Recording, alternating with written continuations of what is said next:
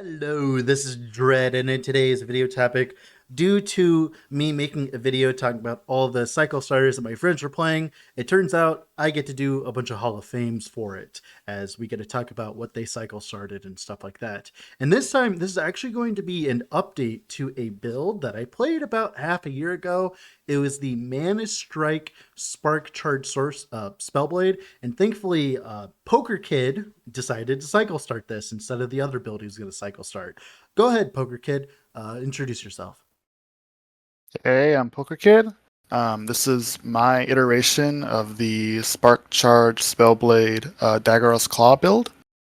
And yeah, I ended up deciding to cycle start this instead of the Mana Stack Static Orb build, mainly because I saw everyone else going Mana Stacking Sorcerer, so I'm like, alright, well, let me try something else. And I noticed in the patch notes especially that not only did Sorcerer get a lot of good changes, but so did Spellblade.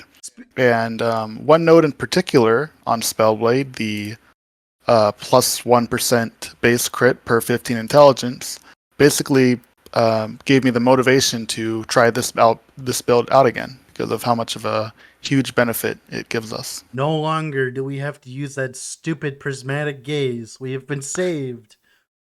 Yeah, no more having to build spell critical strike chance on every single gear. Now you just build intelligence and you get 100% crit for free. So, speaking of that, any other any other big changes did you make?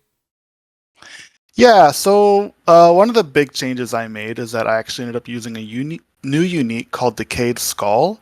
This unique got buffed in 1.1, and where they added an attribute on it or an affix on it that made it so that up to 30% of your armor mitigation also applies the damage over time.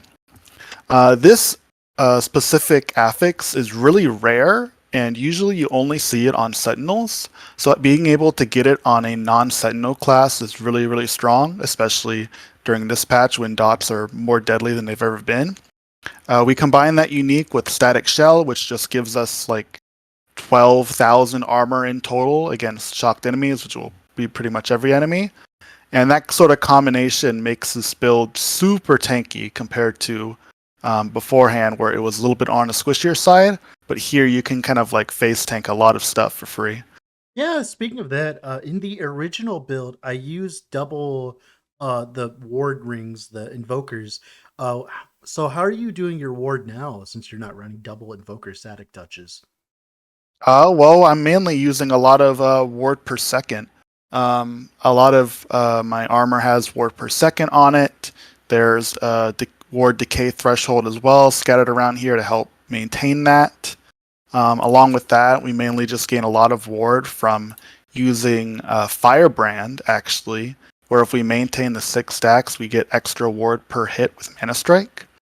Along with that, we also just attack really, really fast, and we also, when we cast Frost Claw using Daggerous Claw, we also gain ward based off of its node. What was it called again? It's the freeze Yeah, right rate, here. yeah. Yeah, freeze rate. So we get freeze rate per crit chance, which we get a billion of, and then we get ward per freeze rate.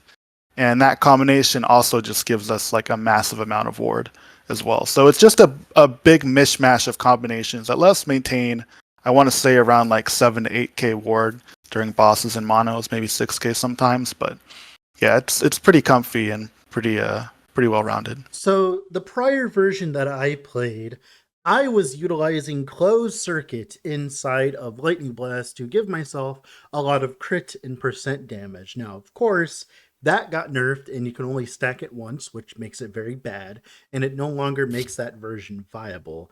And because of that, you have actually changed the build significantly with Lightning Blast. Do you want to explain what Lightning Blast is doing right now, as it looks completely different than what people are used to? Yeah, so Lightning Blast here, when it procs off of Frost Claw with Daggerous Claw, what it does is that it basically is being basically I transformed it into an AoE lightning blast instead of a single target one. So when on the bottom left, I believe it's called Focal Blast.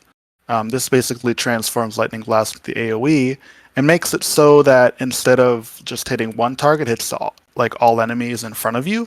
And then, of course, then And as it because of skips, that, you apply spark charges to all of them as well. yeah, and also it applies spark charges with that. And also, more importantly, for clear, it also detonates any spark charges.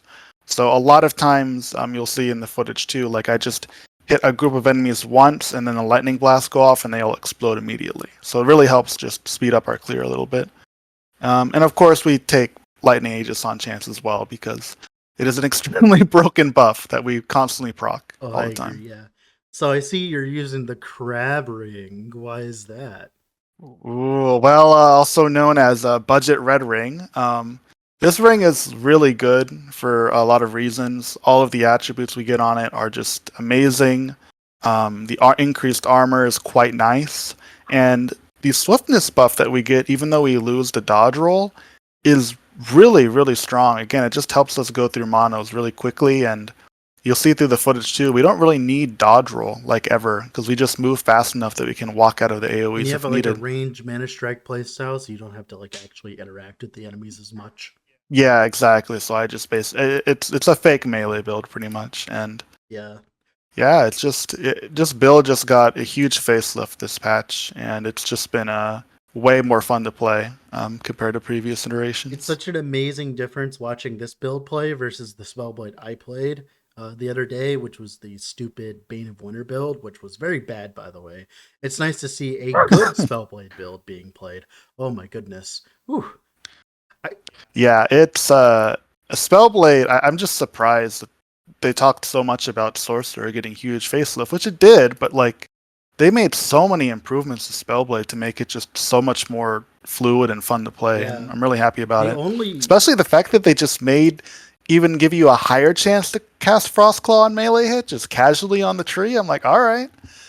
Yeah, the only thing that I could even complain about Spellblade now in general is just the lack of diversity on the class in general. Because, like, you have Shatter Strike, right? You have Flame Reave, Surge, and now you have the spell hybridization builds like this one specifically. Uh, you have those, and that's pretty much it for the most part. Now, obviously, that's because Spellblade doesn't have all its skills yet, unfortunately. But yeah, Yeah. but it getting the base crit of the tree kind of really does just like allows Spellblade to be its own class essentially, right? Yeah. Yeah, that diversity would help a lot too if they just made fire auras not Bad terrible. guy. Yeah. Because that is makes does make out like a very large part of the tree. But overall though, yeah, I'm really, really happy with this build, and honestly, like I think it's a really just comfy, simple build to play that, you know, like there's a lot of int stackers out there, but I think this one shines really well. It's just a Yeah, and fantastic mono clear while still having great boss if you damage. ignore the firebrand part, technically it is a very easily like one to two Okay, button yeah, build. yeah. Like you can just turn your brain off, which is great. Yeah, the firebrand's really not all that bad to maintain. Like once you Yeah. get used to it, you're just pressing like one button every like 6 or 7 seconds to maintain the 6 stacks, and it just gives you so many buffs. It's just you can't really ignore it. So I see that you're fighting Aberoth here. How many attempts did it take? So the first time I fought Aberras, I did it with a friend. I believe it took us. We did it on our third try. When we did it, and this was back when we were like really kind of under geared for it. When I went back and played him, fought him again. After like I got like all my unique setup and I kind of had everything like really like geared out. It was pretty much a cakewalk. You can see in the footage a lot that I can face tank a lot of his moves. There's only a couple of them that I actually have to evade away, like the mace smash or the giant laser beam or any of the void pools, obviously. But other than that, like it's really comfy fight now. Perfect. All right. So, other than that, like, what other than, of course, fragment of the enigma, obviously, what other Mm. items would you suggest someone to get first with this kind of build? Like, what were the pain points while leveling like that? Like, what did you need? So when you're leveling, I would definitely just start as like typical glacier like sorcerer, not glacier sorcerer, but just glacier when you get through the campaign. Once you get to monos and you can get your hands on a Fragment Enigma and Daggeros Claw, you can pretty much just start playing the build from there. Your main priority is just trying to get as much intelligence as humanly possible so you can build up your crit and then build up your damage and build up your ward retention. Um, Other than that, you can replace Decayed Skull with like any generic Mage helmet. mage helmet if you want. Yeah. Same with Static Shell. These are much more like end game when you want to be like really tanky. Oshiron, same thing. This is more end game when you can get a 1 LP1 and slam a T6 or T7 intelligence on it. And Crabring, you can also just like run like normal, like no LP if you need to. But yeah, in general, like it's really easy to get going, and then you kind of just build up from there, and you kind of just see your damage like slowly climb up and skyrocket, especially when you get to the hundreds and 150 intelligence. It's really, really gets good. Perfect. Well, thank you for coming on and talking to me and having some fun, Mr. Poker Kid. Thank you for Hmm. updating this build because it's definitely a build I've been wanting to update, but I haven't had the time to. But you doing it has allowed me to focus on other endeavors. This is great. Having good Yeah, Spellblade no, builds is very good. yeah, no problem, Dread. Thanks for having me on. All right. Thank you.